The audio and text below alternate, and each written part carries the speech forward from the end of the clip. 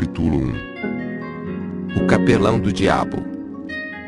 Darwin não estava exatamente brincando quando cunhou a expressão capelão do diabo numa carta a seu amigo Walker em 1856. Um livro e tanto escreveria um capelão do diabo sobre os trabalhos desastrados, esbanjadores, ineficientes e terrivelmente cruéis da natureza. É de se esperar que um processo de tentativa e erro, ocorrendo numa escala gigantesca e absolutamente sem planejamento, como é o caso da seleção natural, mostre-se desastrado, esbanjador e ineficiente. Não há dúvidas quanto ao seu desperdício. Como já afirmei anteriormente, a elegância da corrida apostada entre os guepardos e as gazelas tem um enorme custo em sangue e sofrimento por parte de um número incontável de antepassados de ambos os lados. Mas ainda que o processo seja sem dúvida desajeitado e cheio de tropeços, seus resultados são o oposto disso. Não há nada de desajeitado numa andorinha ou de ineficiente num tubarão. O que vem a ser desajeitado e grosseiro, segundo os padrões estabelecidos pelas pranchetas humanas, é o algoritmo que conduziu à evolução dessas espécies. Quanto à crueldade, leiamos Darwin uma vez mais, numa carta a Asa Gray escrita em 1860. Não consigo me convencer de que um Deus onipotente e benévolo tenha deliberadamente criado os Ichneumonidae com a intenção expressa de que estes se alimentassem dos corpos vivos das lagartas. Jean-Henri Fabre, contemporâneo francês de Darwin, descreveu um comportamento semelhante numa vespa escavadora, a amopila. É uma regra geral que as larvas possuam um centro de inervação para cada segmento. Isso também acontece no caso particular da lagarta cinzenta, a vítima sacrificada pela hemófila peluda. A vespa tem conhecimento desse segredo anatômico. Ela perfura a lagarta sucessivas vezes, de uma extremidade à outra, segmento por segmento, gânglio por gânglio. Os Ichneumonidae de Darwin, assim como as vespas escavadoras de Fabre, aferroam suas presas não para matá-las, mas para paralisá-las, de modo que suas larvas possam se alimentar de carne fresca e viva. Como Darwin compreendeu com clareza, a completa desatenção ao sofrimento alheio é uma consequência inerente à seleção natural, embora em outras ocasiões ele tentasse diminuir o peso dessa crueldade, sugerindo que as mordidas fatais são misericordiosamente rápidas.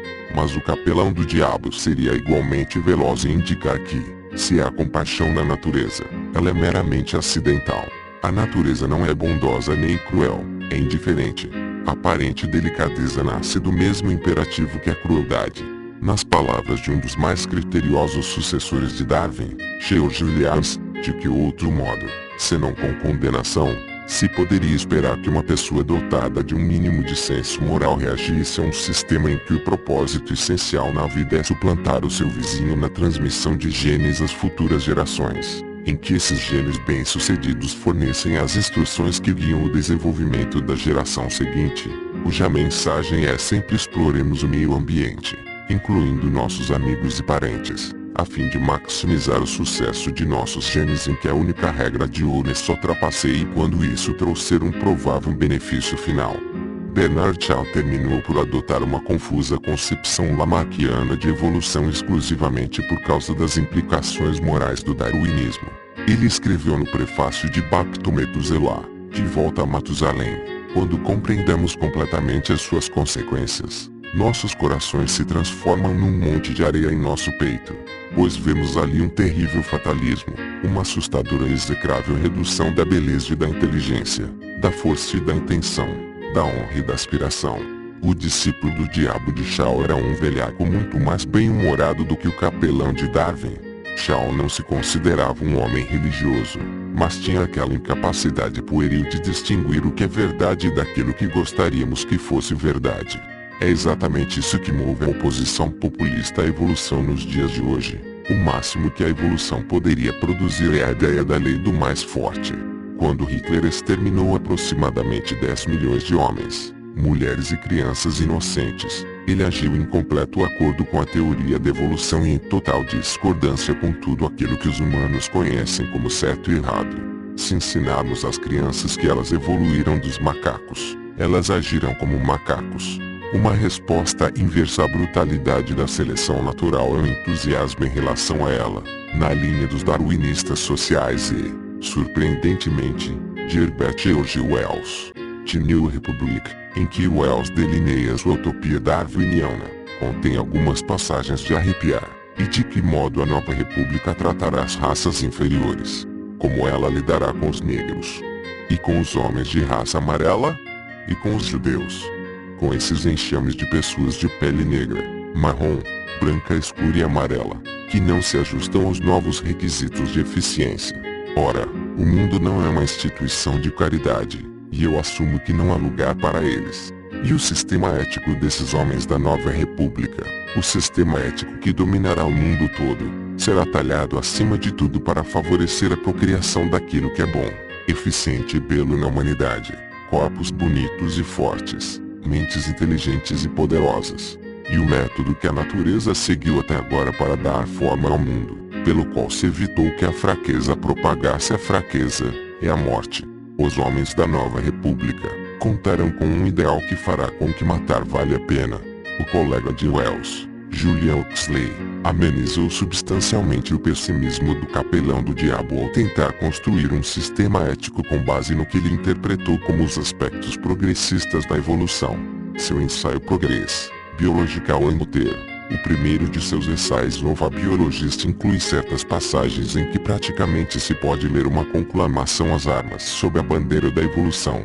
Os homens estão voltados na mesma direção que a tendência principal da vida em evolução, e seu destino mais alto, o objetivo pelo qual há muito ele sabe que deve lutar, é o de ampliar o processo do qual a natureza vem se ocupando há milhões de anos, introduzir cada vez menos métodos destrutivos e acelerar, por meio de sua consciência, aquilo que, no passado, foi obra de forças cegas inconscientes.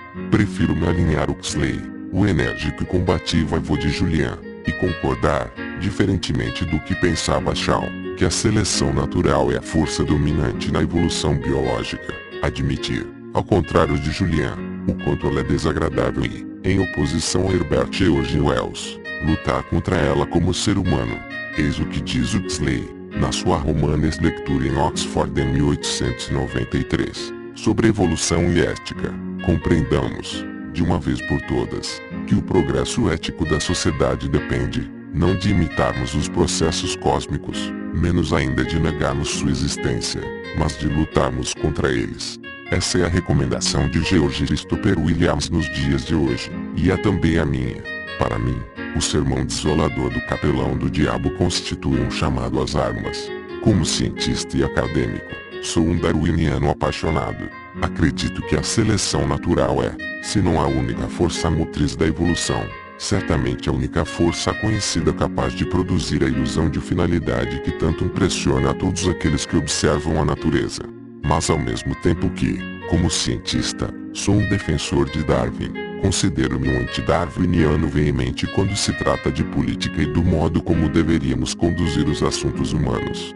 Meus livros anteriores, como O Gênio Egoísta e O Relojoeiro Cego, exaltam a inescapável precisão factual do capelão do diabo. Se Darwin tivesse resolvido estender a lista de adjetivos melancólicos na sua acusação ao capelão, ele provavelmente teria escolhido tanto egoísta como cego. Ao mesmo tempo, sempre fui fiel à última sentença do meu primeiro livro: somente nós, na Terra, podemos nos rebelar contra a tirania dos replicadores egoístas. Se você pressente aqui uma certa incoerência, ou mesmo uma contradição, saiba que está enganado. Não há contradição alguma em considerar o darwinismo correto enquanto cientista e acadêmico e, ao mesmo tempo, me opor a ele como ser humano. Isso não é mais incoerente do que explicar o câncer como médico e pesquisador e simultaneamente lutar contra ele no exercício da clínica. Por razões absolutamente darwinianas, a evolução nos legou um cérebro que se avolumou até o ponto de se tornar capaz de compreender a sua própria origem, de deplorar suas implicações morais e de lutar contra elas. Toda vez que usamos a contracepção, demonstramos que o cérebro pode contrariar os desígnios darwinianos. Se, como minha esposa me sugeriu, os genes egoístas são doutores Frankenstein, e a totalidade da vida, a sua criatura, somente nós podemos completar a fábula voltando-nos contra nossos criadores. Estamos diante da negação quase exata dos versos do Bispo Heber.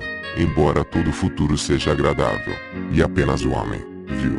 Sim, o homem pode ser vil também, mas somos a única ilha potencialmente ao abrigo das implicações do capelão do diabo, da crueldade da devastação grosseira e desastrada. Pois a nossa espécie, com o dote natural que somente ela possui, o discernimento, produto da realidade virtual simulada que chamamos de imaginação humana, pode, se o compreendermos da maneira mais adequada, planejar exatamente o contrário da destruição, com um número mínimo de erros grosseiros. E há um verdadeiro consolo no dom abençoado do entendimento, mesmo que aquilo que compreendemos seja a mensagem indesejada do capelão do diabo. É como se o capelão, num momento mais maduro, oferecesse uma segunda parte de seu sermão. Sim, diz o comedido capelão, o processo histórico que vos deu origem é destruidor, cruel e vil. Mas exultem com a vossa existência, porque esse mesmo processo cometeu involuntariamente o grave erro de negar-se a si mesmo. Trata-se, por certo, de uma negação local, pequena, somente, apenas uma espécie, e somente uma minoria dos membros dessa espécie. Mas, ainda assim, há esperança. Exultem ainda mais porque o algoritmo grosseiro e cruel da seleção natural deu origem a uma máquina capaz de internalizar esse mesmo algoritmo, erigindo um modelo de si mesma, e, mais que isso, erigindo num microcosmo no interior do crânio humano. Posso ter desdenhado de Julian Huxley nestas páginas, mas ele publicou um poema em 1926 que diz algo semelhante àquilo que eu gostaria de dizer, e algumas outras coisas que não tenciono dizer. O mundo das coisas penetrou sua mente de criança, para povoar o gabinete de cristal. Em seu interior, os mais estranhos parceiros se encontraram, e as coisas, tornadas pensamentos, propagaram sua espécie. Pois, uma vez lá dentro, a realidade corpórea pôde encontrar um espírito.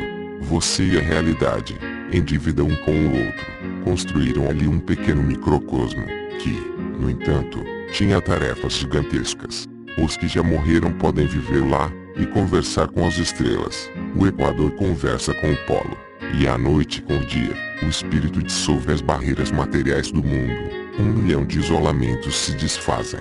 O universo pode viver e trabalhar e fazer planos. Finalmente convertido em Deus dentro da mente do homem. Posteriormente, Julian Huxley escreveu, em seus ensaios Nova Humanist, a Terra é um dos raros lugares no cosmos onde a mente floresceu. O homem é um produto de aproximadamente 3 bilhões de anos de evolução e nele o processo evolutivo finalmente se tornou consciente de si mesmo e de suas possibilidades. Quer goste disso ou não, o homem é responsável por toda a evolução futura de nosso planeta. Seu colega e expoente da síntese neodarwiniana, o grande geneticista russo-americano Theodosius Dobzhansky, fez uma afirmação semelhante, ao dar origem ao homem. O processo evolutivo, aparentemente pela primeira e única vez na história do cosmos, tornou-se consciente de si mesmo. Assim, o capelão do diabo poderia concluir seu sermão com as seguintes palavras: levante-se, macaco bípede.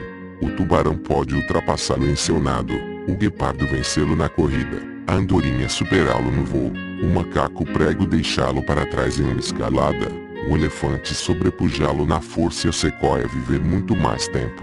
Mas é você quem detém o maior de todos os dons, o dom de compreender o processo implacavelmente cruel que nos deu origem, o dom de reagir contra suas implicações, o dom do discernimento, algo totalmente estranho aos precipitados métodos de curto prazo da seleção natural, e o dom de internalizar o próprio cosmos. Fomos abençoados com mentes que, uma vez cultivadas e deixadas em liberdade, são capazes de modelar o universo, com suas leis físicas em que o algoritmo darwiniano se inscreve, como o próprio Darwin afirmou, nas famosas palavras com as quais ele concluiu a origem das espécies. Assim, é consequência da guerra da natureza, da fome e da morte o mais elevado objetivo que somos capazes de conceber, a produção dos animais superiores. Há uma efetiva grandeza nessa visão de que a vida, com todos os seus poderes, foi originalmente insuflada em algumas poucas formas, ou talvez numa única, e que, enquanto este planeta ficou a girar, obedecendo à imutável lei da gravidade, as formas mais belas, mais maravilhosas, se desenvolveram a partir de um início tão simples, e ainda continuam hoje em dia a se desenvolver. Há mais do que apenas grandeza nessa visão da vida, muito embora ela pareça desoladora e fria sob o cobertor de segurança da ignorância. Sentimos um profundo vigor quando nos colocamos diante do vento penetrante do conhecimento, como nos ventos do que sopram nos caminhos estrelados e inertes. Em outro ensaio, trago as palavras de um mestre inspirador, Sanderson, e conclamava seus alunos a viver perigosamente, cheia do fogo ardente do entusiasmo, anárquica, revolucionária, vigorosa, demoníaca, dionisíaca, transbordando com enorme anseio de criar. Assim é a vida do homem que arrisca a felicidade da segurança pela felicidade do crescimento. A felicidade da segurança significa satisfazer-se com respostas fáceis e confortos baratos, vivendo uma mentira tépida e confortável. A alternativa demoníaca proposta pelo meu capelão do diabo mais experiente é arriscada. Abrimos mão de nossas ilusões reconfortantes. Já não podemos mais nos apaziguar com a fé na imortalidade. Em compensação, ganhamos a outra felicidade de que nos fala Sanderson, a alegria de saber que crescemos, que enfrentamos o significado da existência e o fato de que ela é temporária e, por essa razão, ainda mais preciosa.